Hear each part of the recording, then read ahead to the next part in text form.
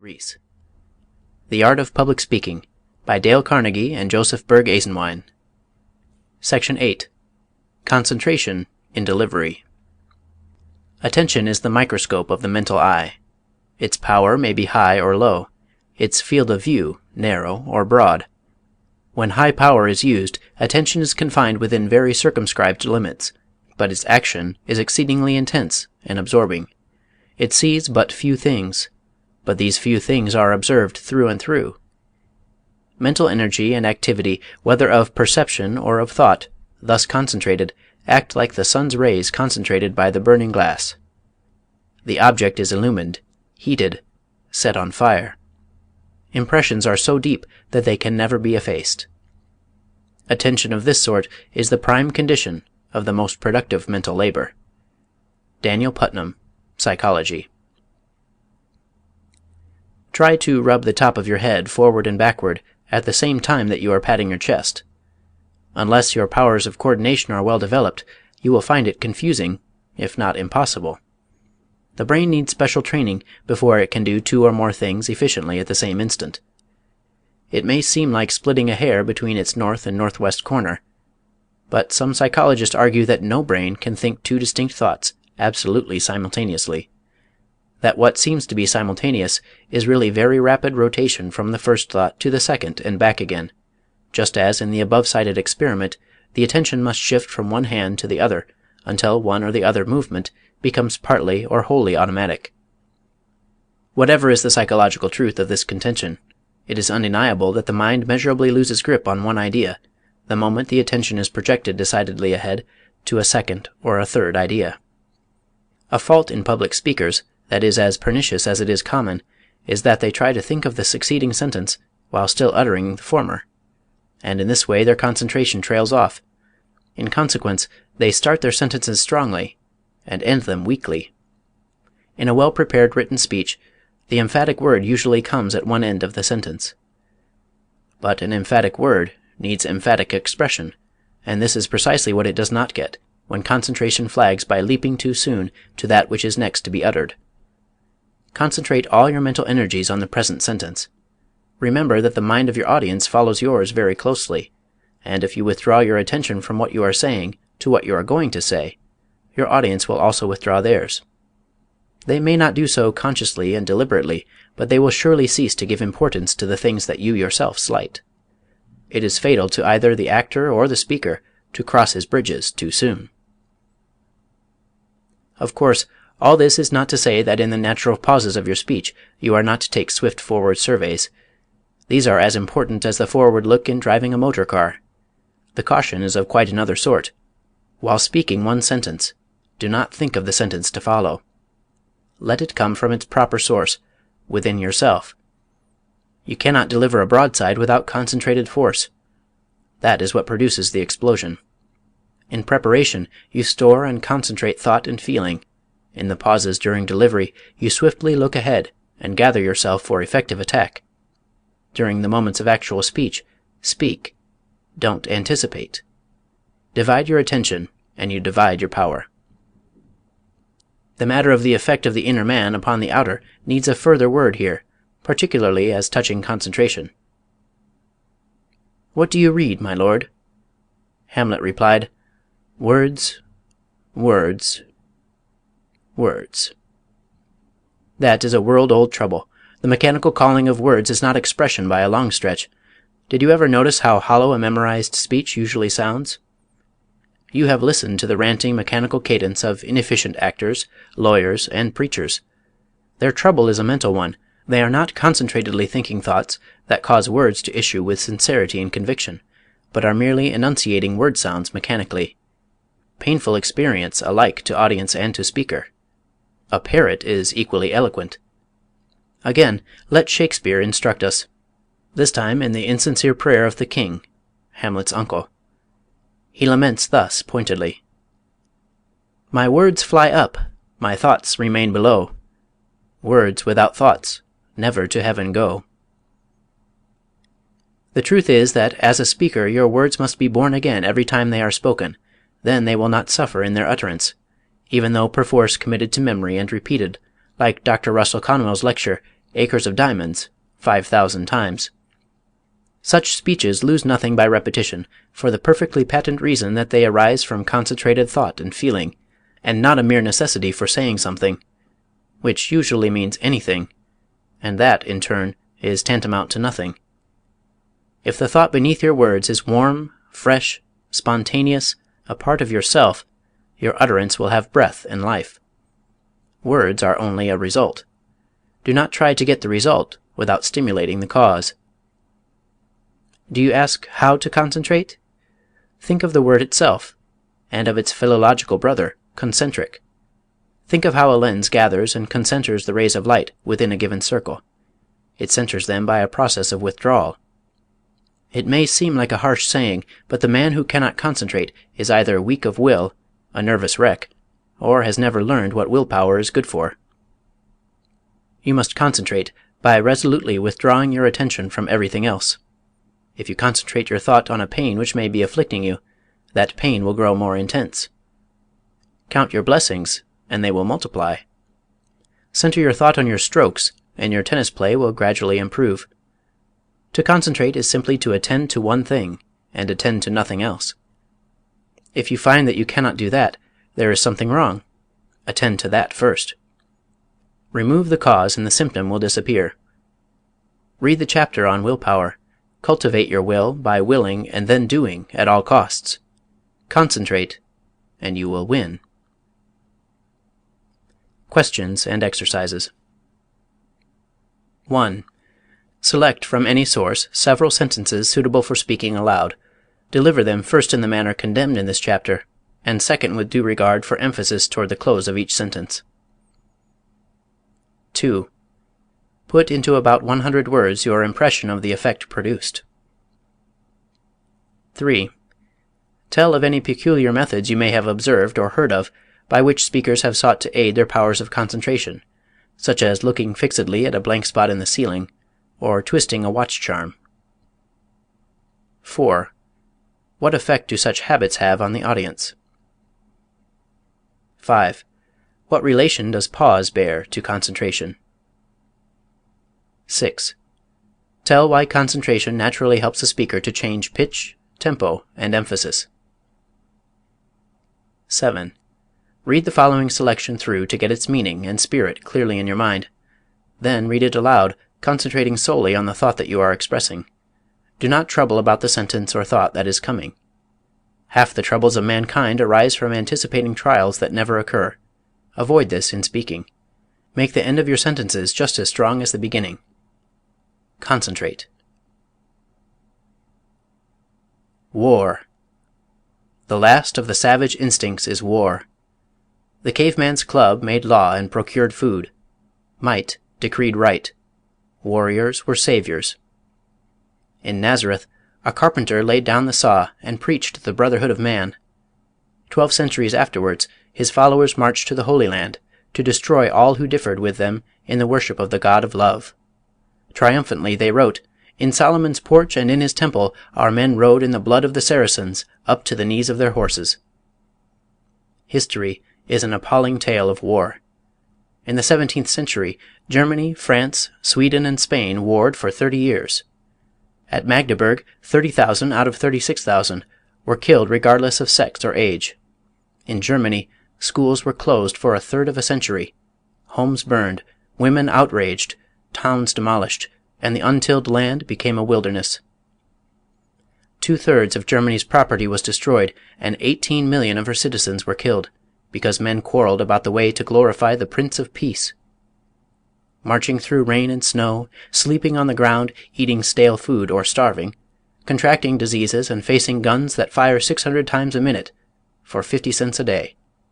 This is the soldier's life. At the window sits the widowed mother crying. Little children with tearful faces pressed against the pane watch and wait. Their means of livelihood, their home, their happiness is gone. Fatherless children, broken-hearted women, sick, disabled, and dead men.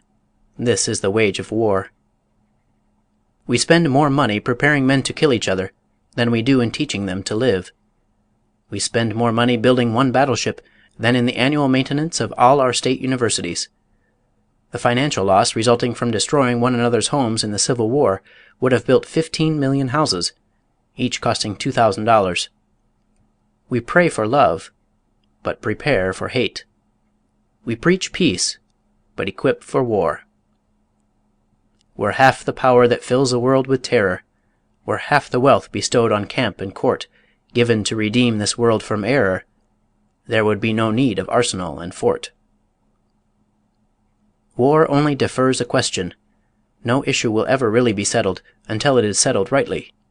Like rival gun gangs in a back alley, the nations of the world through the bloody ages have fought over their differences. Denver cannot fight Chicago, and Iowa cannot fight Ohio. Why should Germany be permitted to fight France, or Bulgaria fight Turkey? When mankind rises above creeds, colors, and countries, when we are citizens not of a nation but of the world, the armies and navies of the earth will constitute an international police force to preserve the peace, and the dove will take the eagle's place. Our differences will be settled by an international court with the power to enforce its mandates. In times of peace, prepare for peace.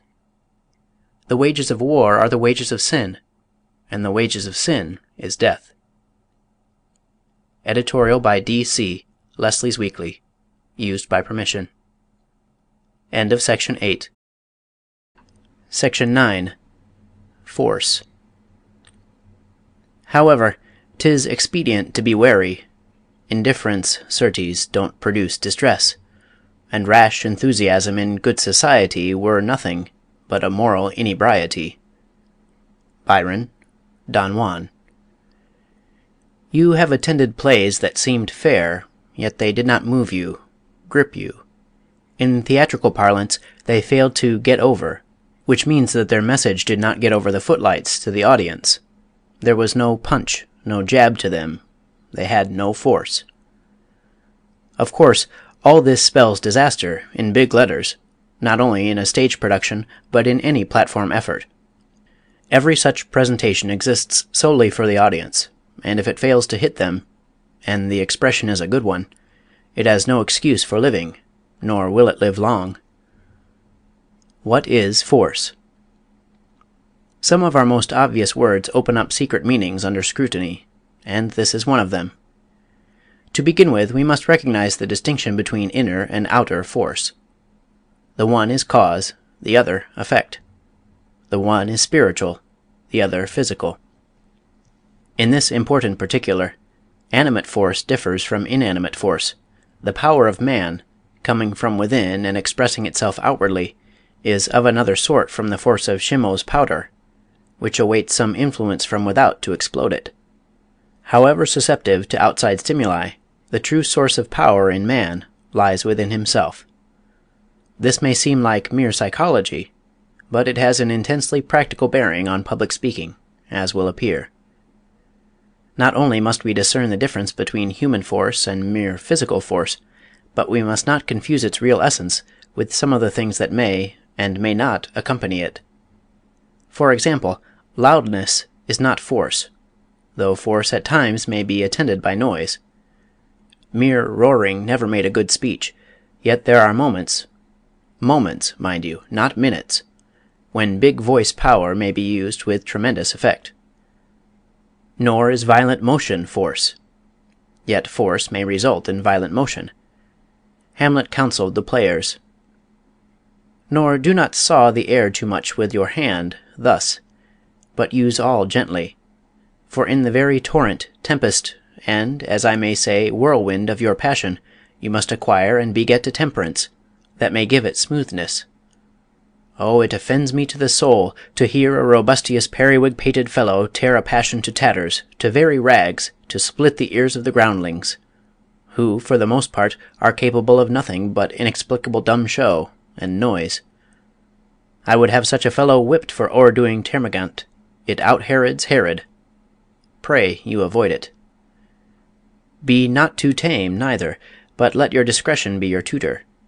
Suit the action to the word to the action, with this special observance that you o'erstep not the modesty of nature, for anything so overdone is from the purpose of playing, whose end both at the first and now was and is to hold, as 'twere, the mirror up to nature, to show virtue her own feature, scorn her own image, and the very age and body of the time his form and pressure.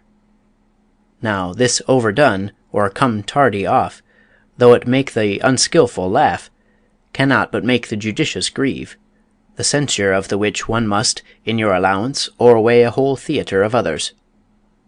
Oh, there be players that I have seen play, and heard others praise, and that highly, not to speak it profanely, that, neither having the accent of Christians, nor the gait of Christian, pagan, or man, have so strutted and bellowed, that I have thought some of nature's journeymen had made men, and not made them well, they imitated humanity so abominably. Hamlet, Act III, Scene 2. Force is both a cause and an effect. Inner force, which must precede outer force, is a combination of four elements, acting progressively. First of all, force arises from conviction. You must be convinced of the truth, or the importance, or the meaning of what you are about to say, before you can give it forceful delivery. It must lay strong hold upon your convictions before it can grip your audience. Conviction convinces. The Saturday Evening Post, in an article on England's T.R., Winston Spencer Churchill, attributed much of Churchill's and Roosevelt's public platform success to their forceful delivery. No matter what is in hand, these men make themselves believe for the time being that that one thing is the most important on earth. Hence they speak to their audience in a do this or you perish manner. That kind of speaking wins, and it is that virile, strenuous, aggressive attitude which both distinguishes and maintains the platform careers of our greatest leaders. But let us look a little closer at the origins of inner force. How does conviction affect the man who feels it? We have answered the inquiry in the very question itself. He feels it. Conviction produces emotional tension. Study the pictures of Theodore Roosevelt and of Billy Sunday in action. Action is the word. Note the tension of their jaw muscles, the taut lines of sinews in their entire bodies when reaching a climax of force. Moral and physical force are alike in being both preceded and accompanied by intensity, tension, tightness of the cords of power. It is this tautness of the bowstring, this knotting of the muscles, this contraction before the spring, that makes an audience feel, almost see, the reserve power in a speaker. In some really wonderful way, it is more what a speaker does not say and do that reveals the dynamo within. Anything may come from such stored-up force once it is let loose, and that keeps an audience alert, hanging on the lips of a speaker for his next word. After all, it is all a question of manhood, for a stuffed doll has neither convictions nor emotional tension. If you are upholstered with sawdust, keep off the platform, for your own speech will puncture you. Growing out of this conviction tension comes resolve to make the audience share that conviction tension. Purpose is the backbone of force. Without it, speech is flabby. It may glitter, but it is the iridescence of the spineless jellyfish.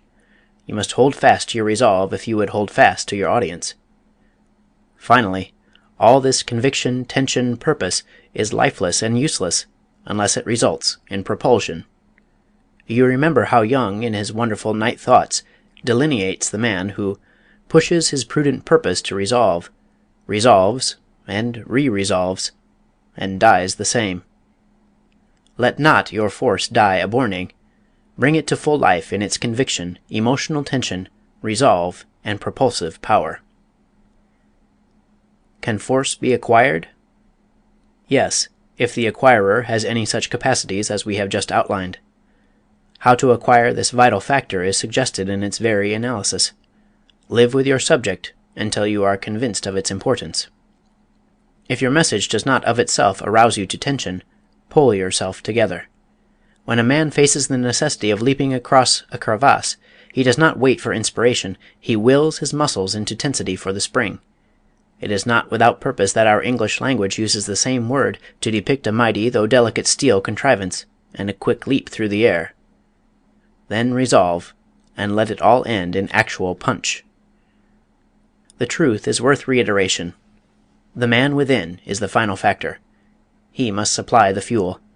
The audience, or even the man himself, may add the match. It matters little which, only so that there be fire. However skillfully your engine is constructed, however well it works, you will have no force if the fire has gone out under the boiler. It matters little how well you have mastered poise, pause, modulation, and tempo. If your speech lacks fire, it is dead. Neither a dead engine nor a dead speech will move anybody.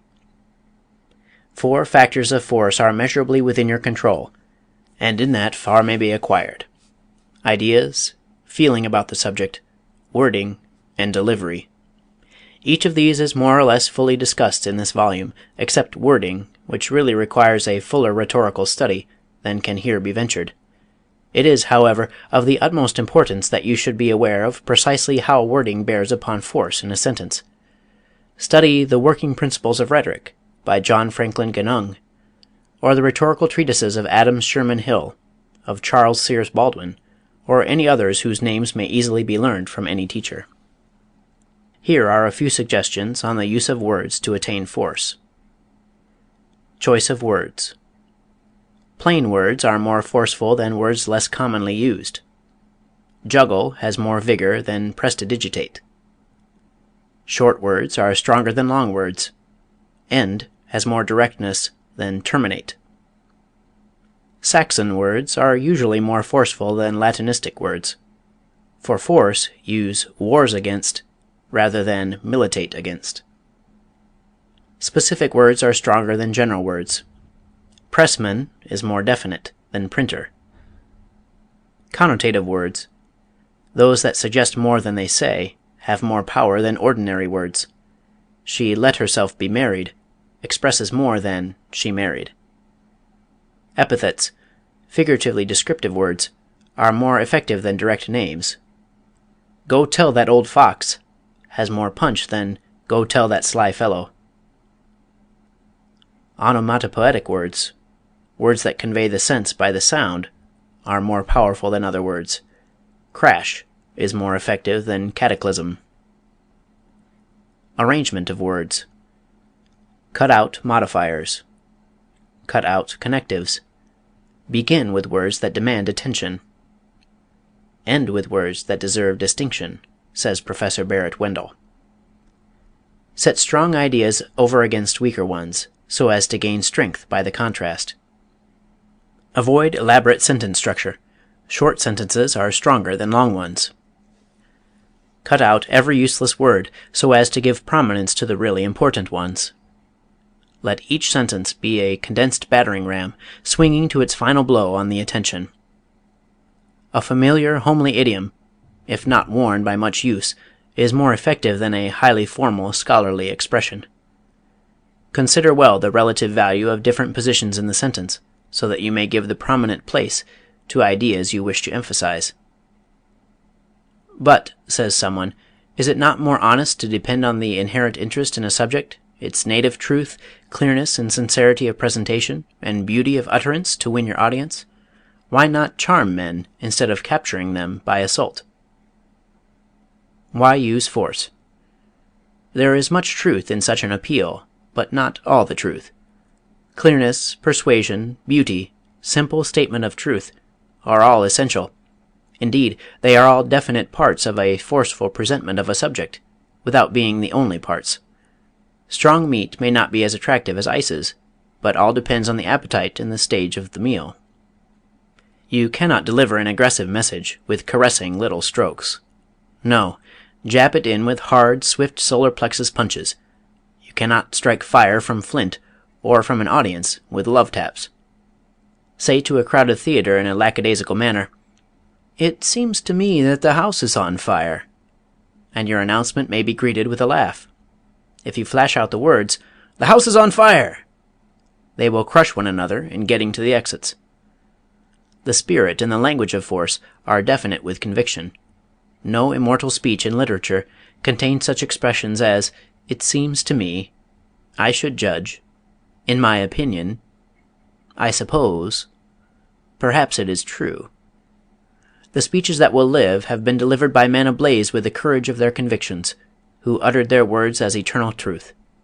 Of Jesus it was said that the common people heard him gladly. Why?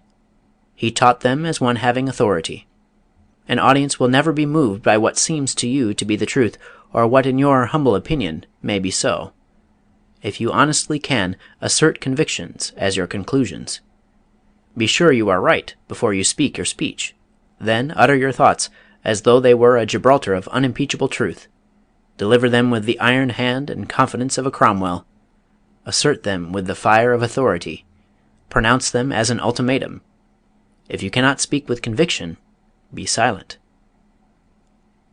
What force did that young minister have who, fearing to be too dogmatic, thus exhorted his hearers: "My friends, as I assume that you are, it appears to be my duty to tell you that if you do not repent, so to speak, forsake your sins, as it were, and turn to righteousness, if I may so express it, you will be lost in a measure." Effective speech must reflect the era. This is not a rose-water age, and a tepid, half-hearted speech will not win. This is the century of trip-hammers, of overland expresses that dash under cities and through mountain tunnels, and you must instill this spirit into your speech if you would move a popular audience. From a front seat, listen to a first-class company present a modern Broadway drama. Not a comedy, but a gripping, thrilling drama. Do not become absorbed in the story. Reserve all your attention for the technique and the force of the acting. There is a kick and a crash as well as an infinitely subtle intensity in the big climax speeches that suggest this lesson. The same well-calculated, restrained, delicately shaded force would simply rivet your ideas in the minds of your audience. An air gun will rattle birdshot against a window pane. It takes a rifle to wing a bullet through plate glass and the oaken walls beyond. When to use force. An audience is unlike the kingdom of heaven. The violent do not always take it by force. There are times when beauty and serenity should be the only bells in your chime.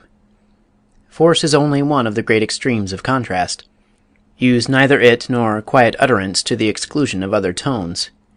Be various, and in variety find even greater force than you could attain by attempting its constant use.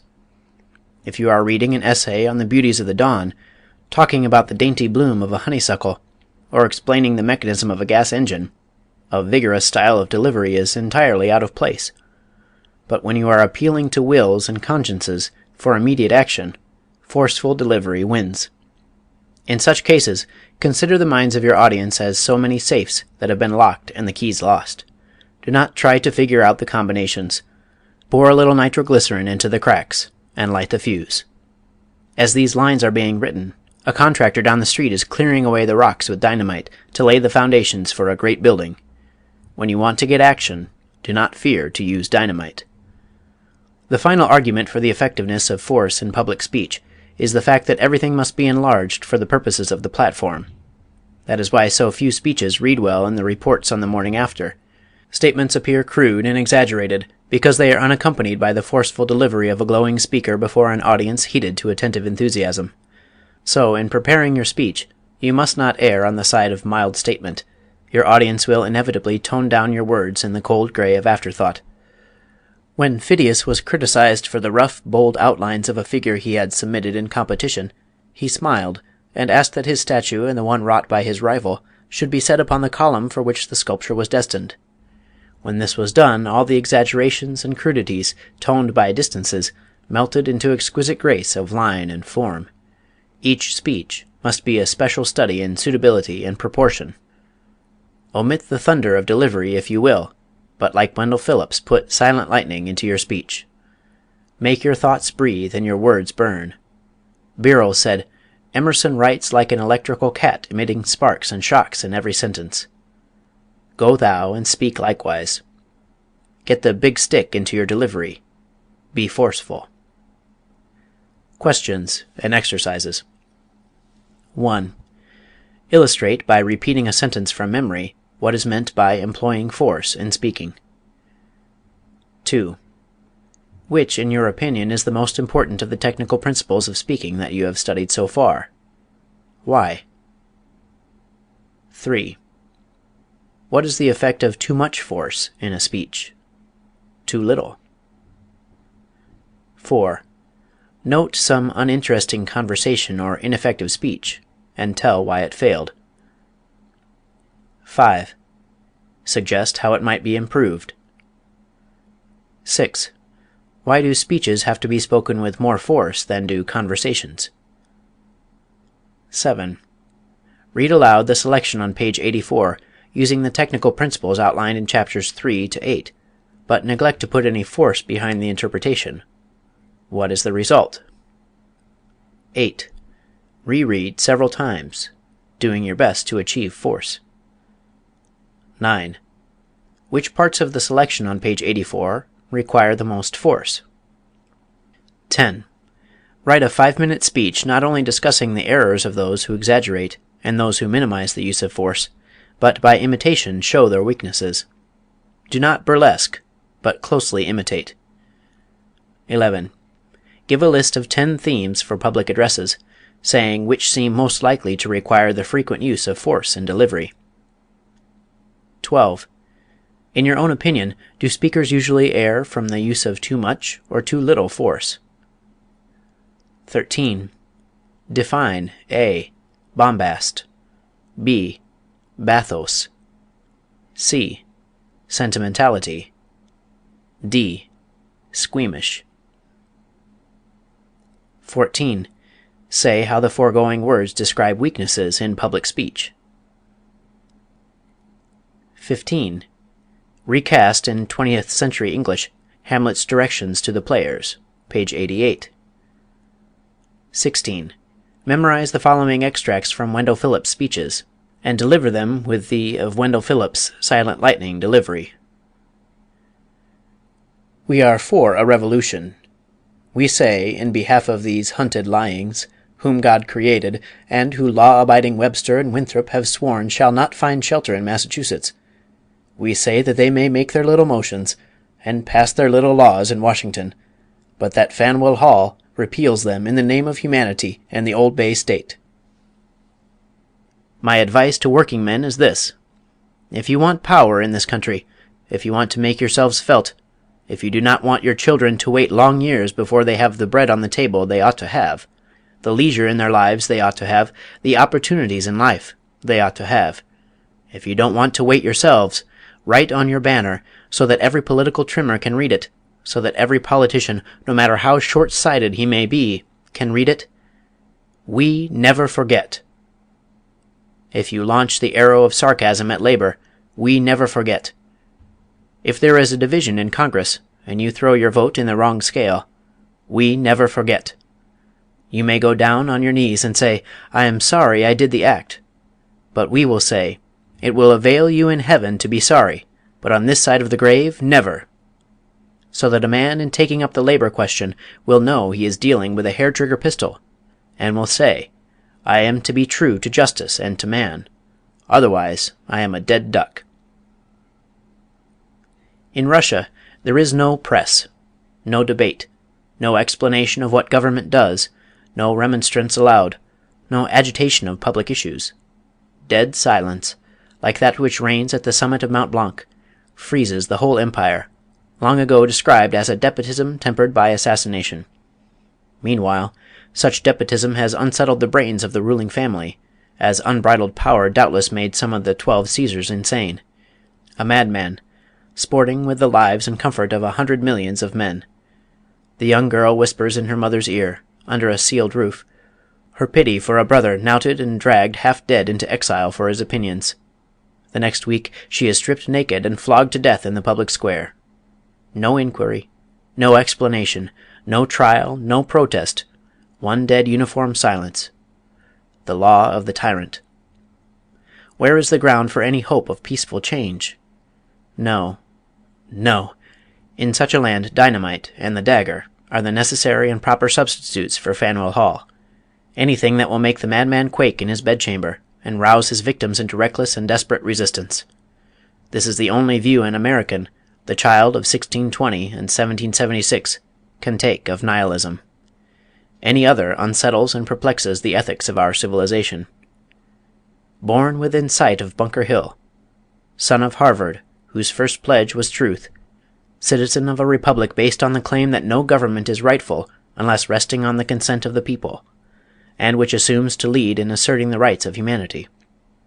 I at least can say nothing else and nothing less, No, not if every tile on Cambridge roofs were a devil hooting my words. For practice on forceful selections, use The Irrepressible Conflict, page 67; Abraham Lincoln, page 76; Pass Prosperity Around, page 470; A Plea for Cuba, page 50. End of Section 9.